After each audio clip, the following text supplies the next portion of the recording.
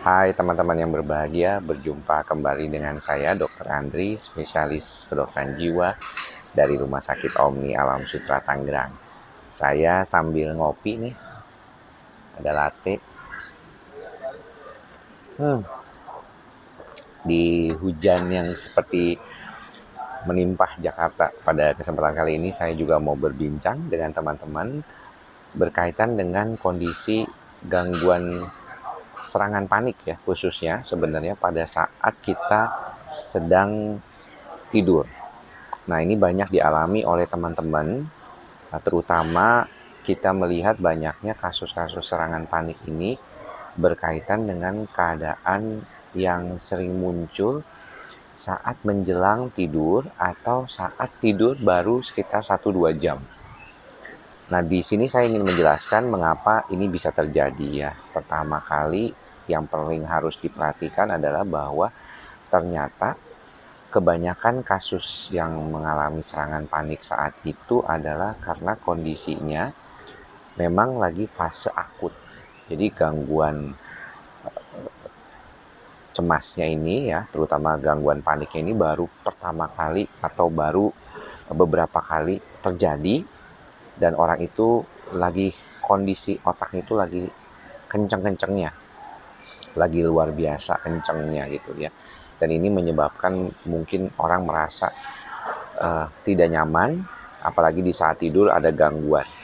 Saya tahu bahwa tidak semua orang mengalami gangguan panik itu mengalami serangan panik saat tidur, tapi beberapa yang memang mengalami serangan panik biasanya terkait dengan situasi, kondisi saat dia tidur, otaknya itu memang lagi masih kencang sekali. Makanya kalau kita lihat banyak orang yang mengalami serangan panik itu, biasanya itu malah serangan paniknya terjadi lebih ke arah siang menjelang sore. Ada beberapa yang demikian ya. Karena otaknya sedang dalam kondisi lelah sekali. Nah, beberapa pengobatan bahkan diberikan sampai 3 kali ya obat serangan paniknya. Karena apa? Karena dengan demikian dia bisa melindungi supaya tidak terjadi panik. Ada beberapa dokter seperti saya juga memberikannya di siang dan malam supaya dia tidak muncul serangan paniknya itu.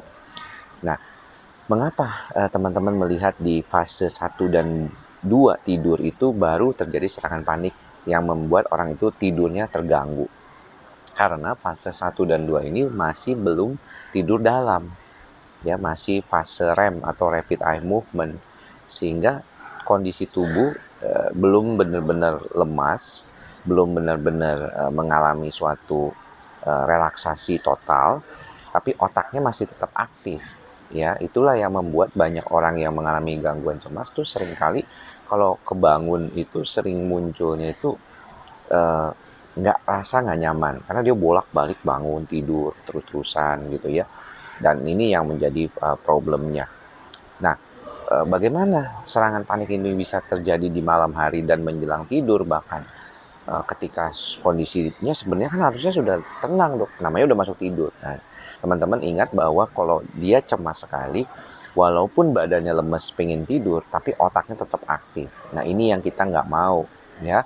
Dan seringkali masalahnya malah menjadi semakin berat kalau si pasiennya itu memaksakan ya tidak berobat juga. Ada beberapa yang berobat akhirnya ke dokter dan dapat obat tidur sementara. Namun ada yang nggak mempan dengan obat tidur. Kenapa? Karena cemasnya yang belum dominan. Itulah mengapa kalau teman-teman yang datang berobat ke dokter umum atau dokter saraf atau penyakit dalam dikasih alprazolam, yaitu obat untuk panik itu, dia malah bisa tidur. Karena cemas paniknya itu berkurang intensitasnya dan menjadi lebih nyaman tidurnya. Namun tentunya jangan lama-lama pakainya, karena kalau pakai lama-lama dan terus-terusan seringkali mengalami masalah yang seperti kayak ketergantungan atau susah lepas dari obat tersebut. Nah, saran saya sih sebaiknya mungkin ada baiknya ya jangan terlalu lama pakainya, atau untuk kasus-kasus tertentu coba bantu dengan membuat diri Anda lebih nyaman sebelum tidur. Atau kalau memang sudah serangan panik berulang sampai 3 kali lebih 1 bulan, sebaiknya ke dokter jiwa untuk mengobatinya. Karena nanti biasanya kombinasi obat antidepresan, anti cemas ya, dan relaksan seringkali diperlukan juga untuk kasus seperti ini, bisa membantu kita mengurangi gejala-gejala gangguan tidur saat kita lagi dalam kondisi tidur dan mengalami serangan cemas ya.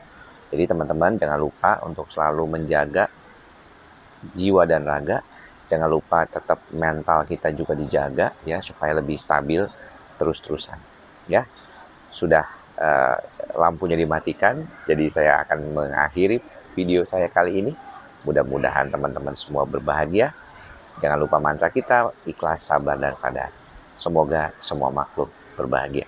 Salam sehat jiwa. Bye-bye teman-teman.